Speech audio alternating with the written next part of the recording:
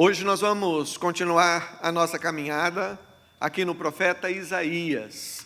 E nós vamos estar fazendo a leitura de Isaías, capítulo 53. Isaías, capítulo 53.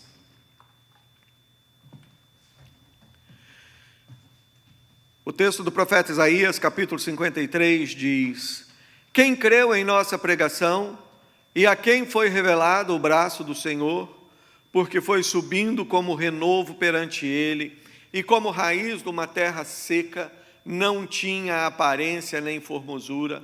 Olhámo-lo, mas nenhuma beleza havia que nos agradasse. Era desprezado, e o mais rejeitado entre os homens, homem de dores e que sabe o que é padecer. E como um de quem os homens escondem o rosto, era desprezado, e dele não fizemos caso.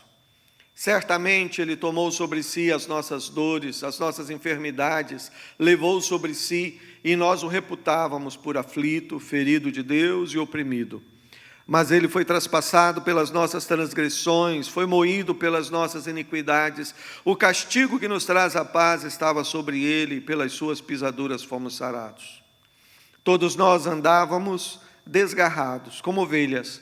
Cada um se desviava pelo caminho, mas o Senhor fez cair sobre ele a iniquidade de nós todos. Ele foi oprimido e humilhado, mas não abriu a boca. Como cordeiro foi levado ao matadouro, e como ovelha muda perante os seus tosqueadores, ele não abriu a boca. Por juízo opressor foi arrebatado, e de sua linhagem quem dela cogitou?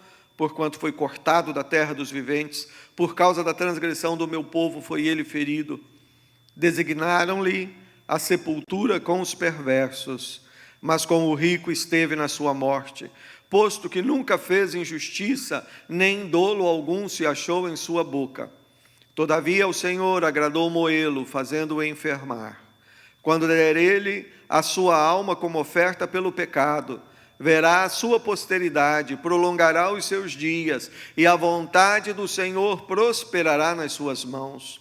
Ele verá o fruto do penoso trabalho de sua alma e ficará satisfeito. O meu servo, o justo, com o seu conhecimento justificará a muitos, porque as iniquidades deles levará sobre si.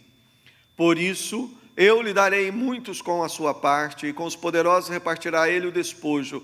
Porquanto derramou a sua alma na morte, foi contado com os transgressores, contudo levou sobre si o pecado de muitos, e pelos transgressores intercedeu. Nós temos estudado ao longo das últimas semanas o livro do profeta Isaías. E uma coisa assim preciosa e relevante que esse texto nos apresenta é que Isaías ele nos apresenta um contexto com nações, com situações políticas, com reis, uma situação que, guardadas as proporções e as características históricas, tem muito a ver com o momento que nós estamos vivendo. O período de Isaías era um período onde você estava vendo grandes potências da época, a Síria, Babilônia, o Egito, as nações que eram realmente os grandes impérios do mundo conhecido. Nós vemos aqui no livro de Isaías essas nações, essas potências disputando área e poder. Temos toda uma geopolítica aqui que nos lembra muito hoje.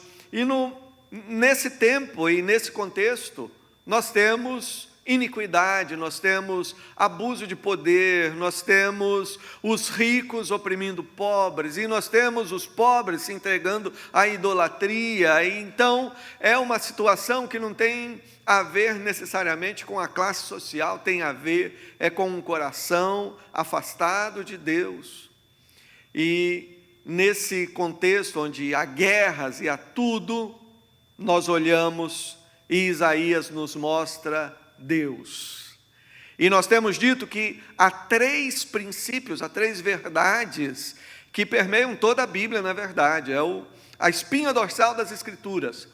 Mas esses três princípios, essas três verdades, melhor dizendo, não princípios, mas verdades, que estão em Isaías, nos ajuda a compreender como é que todo esse cenário ele ocorre, com a presença de Deus.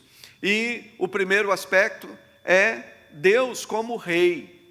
Deus é o rei de toda a terra, é o reino de Deus. E Deus, ele não é rei porque o declararam rei.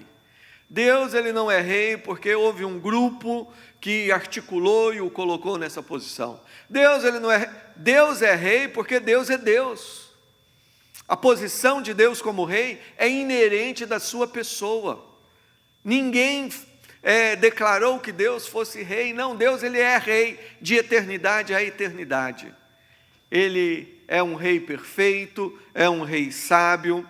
Ele é rei por posição, por autoridade, por poder. Ele é Deus, e como rei, ele reina sobre todas as coisas. E é interessante que Isaías nos mostra isso, como que os grandes impérios que hoje nós conhecemos através da história, ou visitando os grandes museus, muitos deles lá na Europa, com aquelas coleções sobre Babilônia e Egito, é interessante ver como que Deus é o rei que governa, é Ele que determina, é Ele que traz um reino, é Ele que leva, é Ele que levanta, é Ele que abate. Deus é o rei de toda a terra.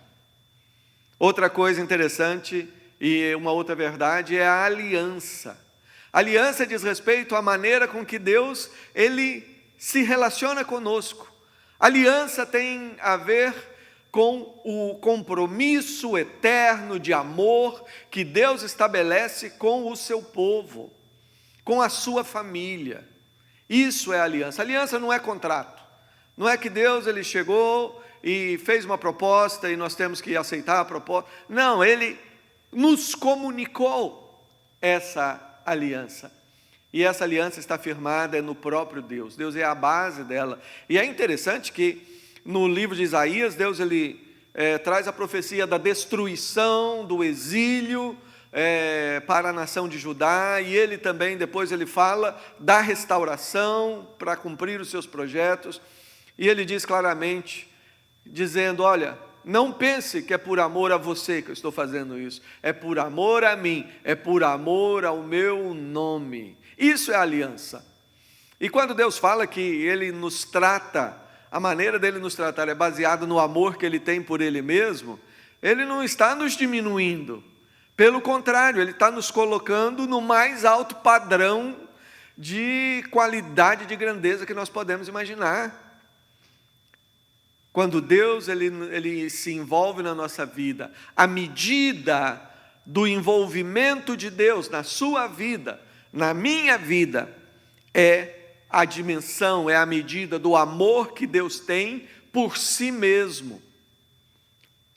O amor que Deus ele nos oferece no Evangelho, a medida desse amor é o amor que une Pai e Filho, Filho e Espírito Santo, Pai e Filho, ou seja, o amor dentro da Trindade. Isso é aliança. E no livro de Isaías nós vemos isso. Deus, ele disciplinando o seu povo, ele trabalhando com o seu povo e ele continuando a desenvolver o seu projeto de amor, de misericórdia, de paciência. O terceiro princípio, ou a terceira verdade, e aqui nós chegamos bem no conteúdo do capítulo 53, é a figura do mediador. Daquele que nos representa diante de Deus, do Messias. Messias é uma palavra hebraica que significa o escolhido, o ungido de Deus. E no Novo Testamento nós temos a palavra Cristo. E a palavra Cristo também tem o mesmo significado. É o ungido, é o escolhido de Deus. A figura do representante do Senhor Jesus Cristo, ela é muito importante. E no livro de Isaías, a figura do Messias, a figura do ungido de Deus, ela está sempre ali. E ela está aqui como a razão da misericórdia de Deus sobre o seu povo. A razão da misericórdia de Deus para o seu povo. Deus é um Deus de misericórdia, é um Deus que, mesmo disciplinando, Ele se dispõe a restaurar o seu povo, e a razão disso é a figura do Salvador. Nós olhamos para o capítulo 53 de Isaías, e, sem sombra de dúvida, esse é o capítulo mais conhecido de Isaías. E quando nós lemos esse capítulo, na nossa mente vem, de imediato, a imagem de Jesus. É uma descrição de Jesus sendo entregue por nós, e assim por diante. Mas é interessante pensar como que as pessoas que ouviram essas palavras diretamente de Isaías, como é que eles olhavam para esse texto. Porque sim, hoje nós olhamos para Isaías 53 como uma profecia que já se cumpriu. Então para nós é muito fácil. Para nós é muito fácil nós olharmos e pensarmos em Jesus. Para eles, quando eles ouviram essa palavra, eles olhavam uma promessa que estava para se cumprir. O que é que tinha na mente deles? Eles sabiam que Deus estava reforçando a promessa de um Salvador. Eles ouviam e sabiam que esse texto estava falando do Messias. Quem que é o Messias? Dentro do Antigo Testamento, é aquele que foi prometido por Deus, primeiramente, quando no primeiro diálogo Deus está falando com Adão e Eva, logo após a queda. E Deus diz, olha, da descendência da mulher virá aquele que vai esmagar a cabeça da serpente. Ou seja, aquela ideia de alguém que vai vir e vai nos restaurar, alguém que vai vir e vai trazer ordem, trazer a purificação do mundo, etc. Era algo que foi sendo trabalhado na mente das pessoas. E quando eles ouvem esse texto, eles ouvem a mensagem, é claro, evidentemente, um contemporâneo de Isaías, ele não vai ouvir isso e imaginar Jesus na cruz, mas ele consegue entender que Deus estaria trazendo alguém que estaria sofrendo no nosso lugar, que estaria levando as nossas dores. Vamos olhar aqui rapidamente e destacar alguns aspectos. Evidentemente, nós olhamos e podemos ver claramente a pessoa de Jesus. Os versículos 2, o versículo número 2 diz, porque foi subindo como um renovo perante ele, e como raiz de uma terra seca, não tinha aparência nem formosura, olhámo-lo, mas nenhuma beleza havia que nos agradasse. Esse texto ele nos fala daquilo que nós poderíamos chamar do estado de humilhação de Jesus.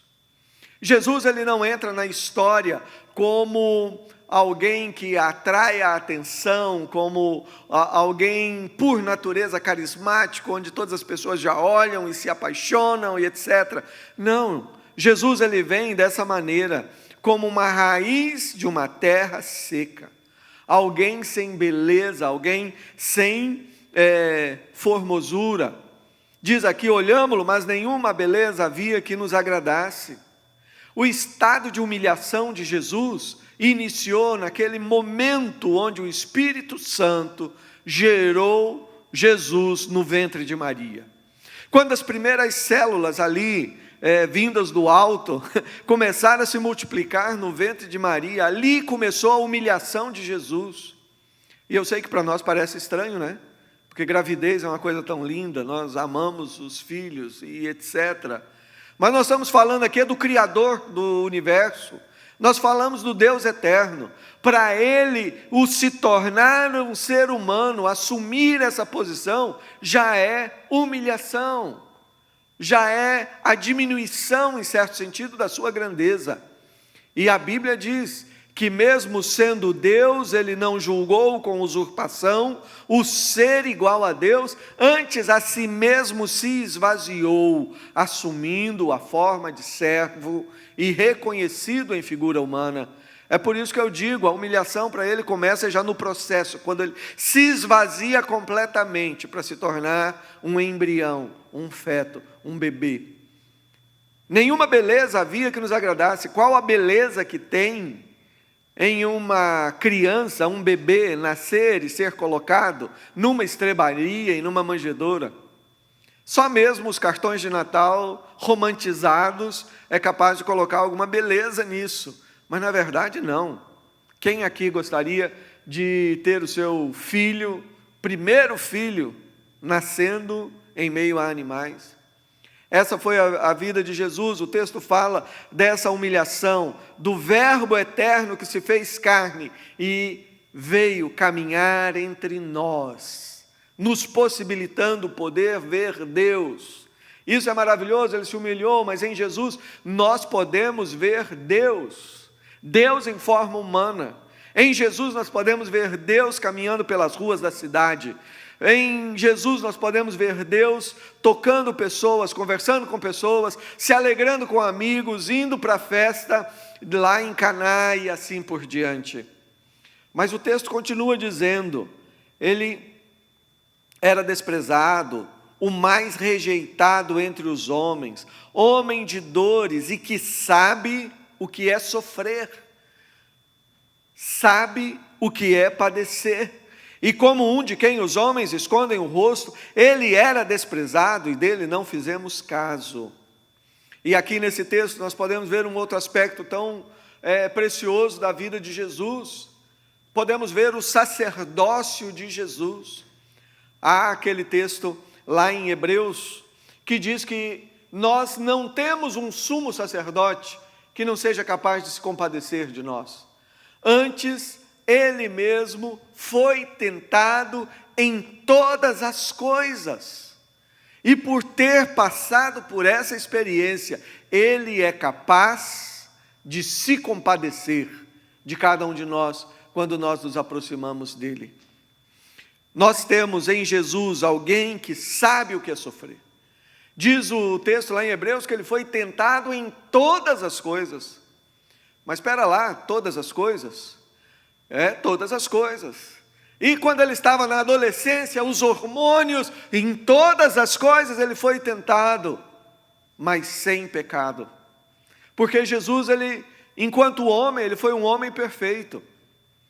Agora, o grande segredo desse homem perfeito é que o ser humano foi criado para viver uma vida cheia de Deus, pleno da presença de Deus. Privilégio esse que nós perdemos por causa do pecado. Mas através de Jesus nós recebemos esse privilégio de novo. Jesus Cristo é o exemplo de um homem que viveu nesse mundo como nós vivemos, mas ele foi perfeito. Total dependência de Deus, vida cheia do Espírito Santo, vida cheia do Pai, comunhão profunda com Deus. E foi por isso que ele conseguiu suportar todas as coisas. Homem de dores e que sabe o que é padecer. É maravilhoso nós sabermos que esse é o nosso Senhor, alguém que sabe a dor que nós estamos sentindo, alguém que consegue entender aquilo que nós estamos passando, aquilo que nós estamos vivendo. Não existe absolutamente nada, mas eu digo nada de nada, não existe absolutamente nada que você possa falar com Deus através do Senhor Jesus Cristo, que vai fazer com que ele se assuste ou que ele comece a olhar para você com um olhar diferente. Se você chega confiando na sua misericórdia, na sua graça, os olhos do Senhor Jesus é de compaixão, porque ele sofreu todas as coisas, ele foi tentado em todas as coisas, e por causa disso, ele se compadece. Porque quando eu chego chorando, colocando a minha dor, colocando as minhas limitações, quando eu chego diante de Deus, colocando os meus pecados, as minhas falhas, ele sabe exatamente aquilo que se passa na minha vida, ele sabe exatamente aquilo que eu estou sentindo, e ele se compadece. Versículo 4 vai dizer: certamente ele tomou sobre si as nossas enfermidades, as nossas dores levou sobre si, e nós o reputávamos por aflito, ferido de Deus e oprimido, mas ele foi traspassado pelas nossas transgressões, moído pelas nossas iniquidades. O castigo que nos traz a paz estava sobre ele, pelas suas pisaduras fomos sarados. Esse texto nos mostra aquele aspecto da aliança e importante que eu coloquei, quando eu disse que Jesus é o nosso mediador. É Ele que me representa diante de Deus, e por me representar, e por nos representar, Ele toma sobre si as consequências do nosso pecado. Ele toma sobre si as nossas dores. Por causa dos pecados, o que nós merecemos é a ira de Deus. Não tem outra coisa. O que nós merecemos de Deus, por causa dos nossos erros, é a sua ira. Mas essa é a boa notícia do Evangelho. Que Deus, o Rei, me amou, estabeleceu um compromisso de amor comigo. E dentro desse compromisso, Jesus assume o meu lugar. E então Ele vai para a cruz. E lá na cruz Ele recebe a ira de Deus. Lá na cruz Ele recebe o meu castigo. Ele tomou sobre si as nossas enfermidades e as nossas dores levou sobre si. Mas Ele foi traspassado pelas nossas transgressões e moído pelas nossas iniquidades. O castigo que nos traz a paz estava sobre Ele. Isso é o Evangelho. O Evangelho não é a mensagem religiosa que diz, Deus fez a parte dele, agora você tem que fazer a sua. Deus, Ele deu o primeiro passo, mas agora está com você. Isso é religião. A religião, ela coloca esse peso imenso nos nossos ombros. Agora, a boa notícia do Evangelho é que Deus nos amou, Jesus veio, Ele pegou a minha culpa, Ele pegou o peso do meu pecado e cravou na cruz. E assim nenhuma condenação há para os que estão em Cristo Jesus. Jesus, Ele pegou e levou as nossas enfermidades. Muitas vezes, quando nós lemos esse texto, as pessoas leem no momento de orar por alguém que está doente, alguém que está no hospital. Sim, nós devemos orar e Jesus levou as enfermidades, mas enfermidade aqui é muito mais do que doença. Enfermidade é toda a consequência do pecado sobre a minha vida. São as enfermidades não só do corpo, mas da alma, da mente. As enfermidades aqui é essa confusão que nós temos dentro de nós. Não sei quantos conhecem uma novela inglesa famosa, do Dr. Jekyll e do Mr. Hyde. Um cientista que inventou um remédio e daí a pouco ele tomou aquilo e por conta daquilo ele agora tem um problema, que tem hora que ele vira um monstro e tem hora que ele volta a ser Eu penso naquilo e eu falo, isso que é a enfermidade que nós temos. Todos nós temos esse monstro dentro de nós, que a Bíblia chama de natureza pecaminosa, de carne.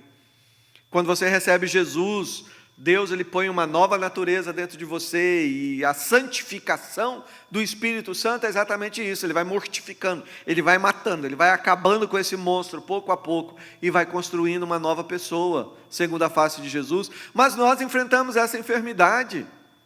Quantas vezes? Se isso não aconteceu com você, você é um privilegiado. Talvez você não seja nem um ser humano. Mas isso acontece comigo. Quantas vezes estou numa situação e falo alguma coisa e daí a pouco eu penso, mas por que eu falei?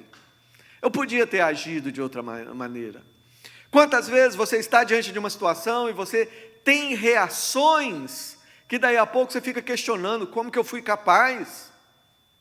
São as enfermidades. Quantas vezes você faz alguma coisa, é seduzido por algo e daí a pouco você cai em si e vê o grande problema. É as enfermidades. Mas aqui diz que Jesus Cristo, o nosso representante na aliança, o nosso Redentor, esse Salvador, é Deus que nos salva. Ele veio para levar sobre a cruz as minhas enfermidades, os meus conflitos, as minhas esquizofrenias. Ele veio para levar sobre si.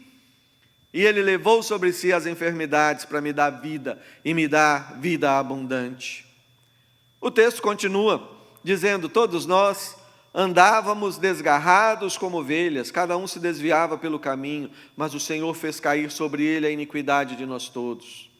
Ele foi oprimido e humilhado, mas não abriu a boca. Como cordeiro foi levado ao matadouro, e como ovelha muda perante os seus tosqueadores, ele não abriu a boca. E aqui nós vemos a figura do bom pastor, né? As ovelhas. E diz que Jesus Cristo, ele assumiu a posição de ovelha, e como ovelha ele se entregou à morte. Todos nós andávamos desgarrados, mas ele foi ao nosso encontro. Todos nós lembramos, essa é uma passagem linda, quando Jesus ele conta a parábola da ovelha perdida, e ele diz que alguém que tinha 100 ovelhas, mas teve uma que se desgarrou, e ele deixa aquelas que já estão ali no aprisco, e ele vai, e ele busca. Jesus é o bom pastor, aquele que busca as ovelhas desgarradas. Ele não veio aqui com o seu bastão na mão para bater nas ovelhas, ele veio aqui para amar as ovelhas, para buscar. E ele disse: eu sou o bom pastor dá a vida pelas ovelhas. Você vê, coisa maravilhosa, aproximadamente quase 600 anos antes de Jesus nascer, nós temos essa descrição dada por Deus, através de Isaías, da pessoa de Jesus. Mas aqui me chama a atenção mais um aspecto, quando diz aqui que ele foi oprimido, ele foi humilhado, mas ele não abriu a boca, foi silenciosamente sendo levado como ovelha aos tosqueadores, e ele não abriu a boca. É interessante aqui nós pensarmos no silêncio de Jesus, o silêncio. Não o silêncio de Jesus não foi o silêncio do fraco, não foi o silêncio do medroso, não foi o silêncio do covarde, foi o silêncio do Rei eterno, que por amor de nós, ele se calou e simplesmente abraçou a cruz no meu lugar. Ele ficou em silêncio, ele não abriu a sua boca. E aqui nós lembramos daquela cena de Pilatos interrogando Jesus Cristo, e por fim ele fica impressionado, porque ele fala, todo mundo acusa e fala, e Jesus fica em silêncio. E de repente Pilatos chega: você está em silêncio, você não responde nada, você não sabe que eu tenho poder para te livrar e para te soltar. Jesus olha para ele e fala: você não teria poder nenhum se do céu não fosse lhe dado. Em outras palavras, Jesus está falando: eu estou silencioso aqui, não é por sua causa, eu estou simplesmente me submetendo à autoridade de Deus, do Pai. Foi exatamente para isso que Jesus Cristo veio. E Jesus ele permaneceu em silêncio, até finalmente em um momento, onde com todos os indicativos da lógica e da ciência, seria o último momento que alguém falaria alguma coisa, que foi o momento da sua morte na cruz. A razão principal de uma pessoa na cruz morrer é de asfixia, porque naquela posição, depois de todo o sofrimento e o estresse e tudo mais, a tendência é o pulmão ser comprimido pelo peso do próprio corpo. E uma pessoa na cruz, antes de morrer, o máximo que ela conseguiria fazer seria gemer, seria produzir algum murmúrio. Mas naquele momento, Jesus Cristo, aquele que é a ovelha que assumiu tudo em silêncio, ele dá um grito, é o que a Bíblia diz, ele brada, e ele entrega ao Pai o seu Espírito, e ele diz, o que ele grita, está consumado. Ele usa uma palavra grega, tetelestai, que significa está quitado. Ele grita, a nossa dívida está quitada. É isso que Cristo veio fazer. Naquele momento ele tinha todos os membros da família de Deus, mesmo nós que ainda estávamos por nascer, e ele olhou para mim, olhou para você, para todos nós, e ele disse, a sua dívida está quitada. Em outras palavras, ao gritar, Jesus declarou o perdão para os meus pecados, para a lista dos meus pecados. Mas onde começa essa lista e onde termina? Ele me perdoou dos pecados de quando eu nasci até aquele momento em que eu tive uma experiência de salvação com Ele? Não. Ele salvou todos, me perdoou de todos os meus pecados, até aqueles que eu ainda não cometi. Ele me perdoou. Eu já sou dele. E eu sei que tem pessoas religiosas que elas falam, olha, mas esse ensinamento é perigoso, porque então se é assim, a pessoa ela pode viver de qualquer jeito? Depende de como você entende o Evangelho. O religioso tem dificuldade de entender o Evangelho, porque o religioso, ele funciona com o papel na mão. Para ele é assim, ele recebeu Jesus, então ele recebeu uma lista ali, o que eu posso, o que eu não posso, o que eu posso, o que eu não posso. Ele tem um papel na mão. Papel na mão não transforma a vida de ninguém. No Evangelho, Deus ele não coloca um papel na nossa mão, Ele coloca a presença dEle dentro de nós. No Evangelho não é a questão de nos convencer intelectualmente a respeito de algo que está escrito. No Evangelho é Deus dentro de nós, mudando, transformando a nossa natureza, nos dando uma nova natureza.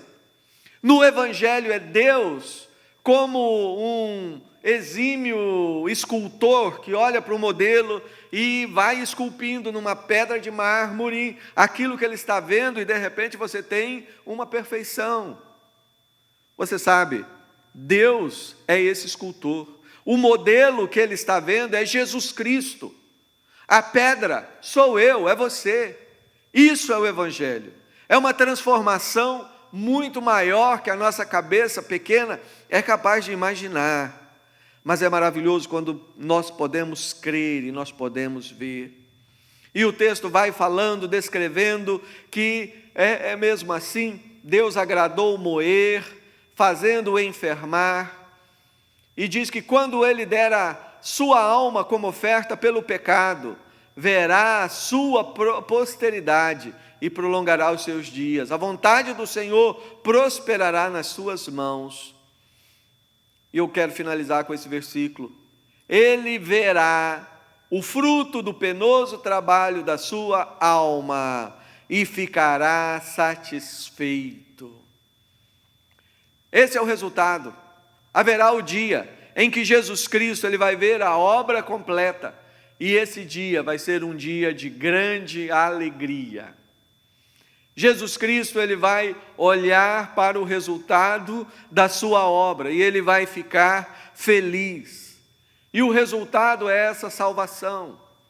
O resultado é que naquele dia Jesus vai ver uma multidão de milhões, milhares de milhares, muita gente que foram resgatadas, curadas, transformadas, abençoadas. E entre essas pessoas ele vai poder ver a cada um de nós que descansamos em Cristo. Que coisa maravilhosa!